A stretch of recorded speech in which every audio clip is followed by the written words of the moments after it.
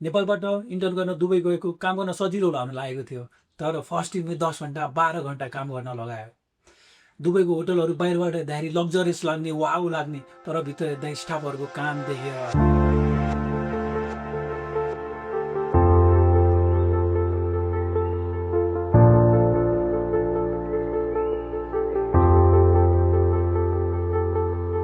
Hello नमस्ते सबैजनालाई। मेरो नाम किरण खड्का, म बिएचएम स्टुडेन्ट। रिसेन्टली 2025 मा म इन्टर्नसिप गर्न दुबई पुगेको थिएँ र मैले इन्टर्नसिप गरेको डिपार्टमेन्ट थियो फुड एन्ड बेभरेज सर्भिस। र म अहिले 2026 मा नेपाल पुगेको छु। 1 इयरको इन्टर्नसिप पिरियडमा मेरो एक्सपिरियन्स के कस्तो भयो हजुरहरूलाई यो भिडियो मार्फत सुनाउन गइरहेको छु। फर्स्ट दिनमा होटलमा जाँदाखेरि एचआरसँग भेट्नुपर्ने, अनि त्यहाँ गएपछि हामीले विभिन्न डकुमेन्टहरू हाम्रो त्यहाँ साइन गर्नुपर्छ।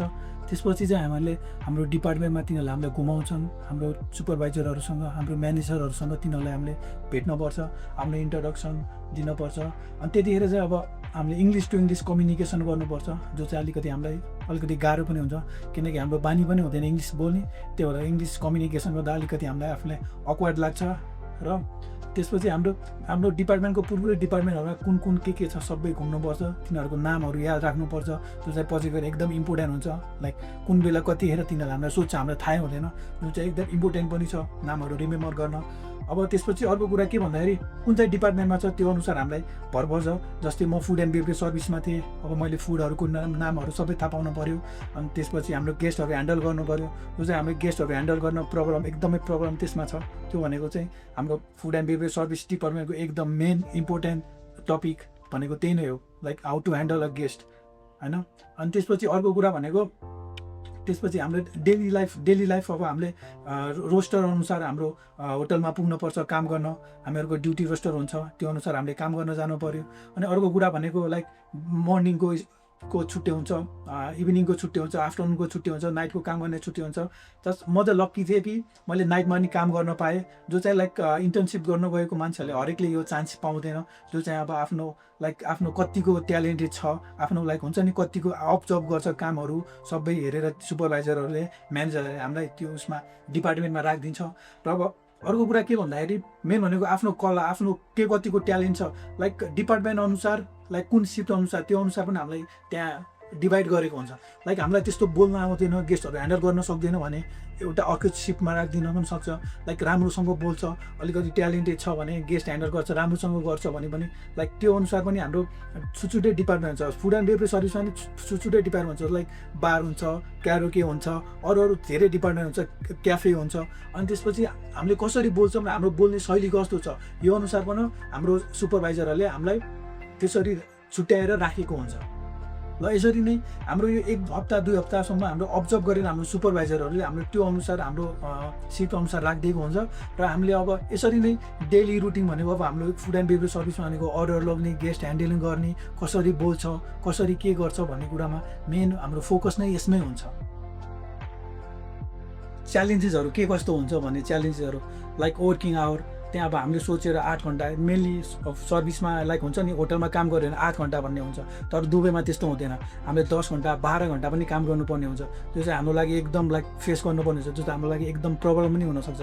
ल हामीले दिनभरि उभिनुपर्ने हुन्छ, जो हाम्रो लाइक बस्नलाई भन्ने लाइक त्यस्तो रेस्ट गर्ने भन्ने नै हुँदैन, हामीले दिनभरि उभिनुपर्ने हुन्छ, जो चाहिँ हाम्रो लागि एकदम गाह्रो हुन्छ। अनि त्यो अर्को कुरा भनेको हामीले ट्रेहरू कसरी उठाउँछ, कसरी लग्छ, अनि सर्भिस गर्दाखेरि कसरी गर्छ, कसरी ग्लासेसहरू लग्छ। अनि त्यहाँ भनेको अब ट्रेहरूको पनि डिफ्रेन्ट ट्रेहरू हुन्छ, जो फुडको छुट्टै हुन्छ, ड्रिङ्क्सको छुट्टै हुन्छ। त्यसलाई कसरी लग्ने, सर्भिस गर्दाखेरि कसरी गर्ने, त्यो पनि एकदम हामीलाई प्रेसर हुन्छ। लाइक धेरै गेस्टहरू भयो भने त्यो गेस्ट टेबलमा हामीले कसरी फुडहरू सर्भिस गर्छौँ, कसरी ड्रिङ्क्सहरू सर्भिस गर्छौँ, त्यो पनि हाम्रो लागि एकदम प्रेसर हुन्छ। हाम्रो हात काम छ, जो चाहिँ हाम्रो त्यसको लागि हाम्रो बानी बसेको हुँदैन। एकैचोटि त्यो गऱ्यो भने हाम्रो हात काम छ, एकदम प्रेसर, जसलाई एकदम इम्पोर्टेन्ट छ। यो पनि हाम्रो लागि एकदम च्यालेन्जेस कुरा हो। अनि त्यसपछि अरू भनेको हाम्रो लागि होमसिक भन्ने हुन्छ, जो चाहिँ हाम्रो फ्यामिलीहरूलाई एकदम मिस गर्ने। अनि त्यसपछि हाम्रो अब कुनै प्रेसरहरू भयो भने आफ्नो फ्यामिलीलाई सम्झिने, जो चाहिँ कतिपय कुराहरू आफ्नो लाइक कलिग्सहरूसँग पनि हामीले भन्न सक्दैनौँ। अब हाम्रो हुन्छ नि कलिग्सहरू के कस्तो छ तिनीहरूलाई पनि हामीले बुझिसकेको हुँदैनौँ, कतिजना राम्रो हुन्छ, कतिजना एकदम नराम्रो पनि हुन्छ।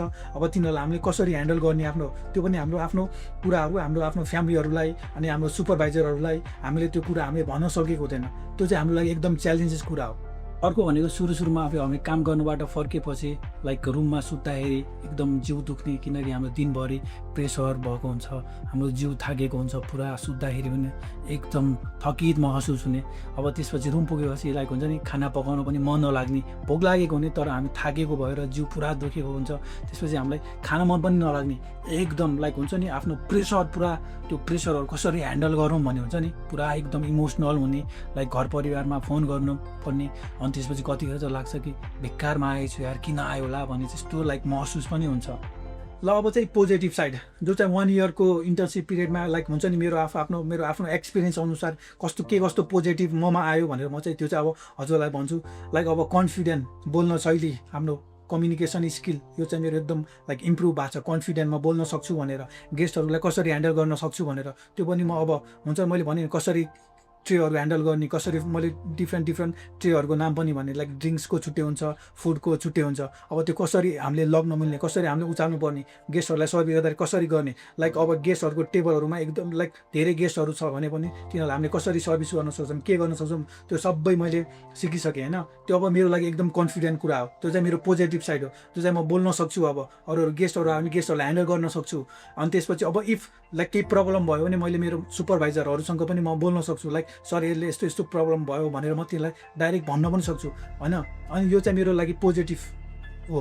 ल अब मैले पहिला सुरुमा चाहिँ म भन्न सक्दिनँ मैले केही गल्ती गरेँ नि, अब त मैले गल्ती गरेँ, मेरो सुपरभाइजरले मलाई कराउने हो कि भनेर मलाई डर लाग्छ। तर अब चाहिँ मलाई त्यस्तो लाग्दैन नि त, कन्फिडेन्ट जो मेरो अलरेडी बिल्डअप भएको छ हो, यो कुरा चाहिँ मेरोमा अब पोजिटिभ आयो, जो चाहिँ एकदम इम्पोर्टेन्ट पनि छ। लाइक टाइममै सिक्नुपर्छ, हरेक कुराको टाइम आउँछ, त्यो अनुसार हामीले सिक्न पनि पर्छ। यदि सिकेनौँ जसो हामीले डरायौँ, आफ्नै मनमा राख्यौँ दियो भने हाम्रो लागि एकदम नराम्रो कुरा हो। त्यही भएर एकदम हाम्रो पोजिटिभ साइड पनि लगाउनुपर्छ, आफ्नो कन्फिडेन्ट नै बढाउनुपर्छ, आफूमा के क्षमता छ त्यो निकाल्नुपर्छ, त्यो चाहिँ हाम्रो लागि एकदम पोजिटिभ साइड। यदि तपाईँहरू बिएचएम स्टुडेन्ट हुनुहुन्छ भने तपाईँहरूलाई अझै दुबईको बारेमा धेरै जान्न चाहनुहुन्छ भने होटलको बारेमा, त्यहाँ बस्ने अकोमोडेसनको बारेमा, स्यालेरीको बारेमा, अनि त्यसपछि होटलले प्रोभाइड गर्ने के हुन्छ खानेकुराहरू के को बारेमा तपाईँ जान्न चाहनुहुन्छ भने भिडियो लाइक गर्नुहोस्, कमेन्ट गर्नुहोस्। म अझै यस्तै भिडियोहरू बनाउने छु। धन्यवाद।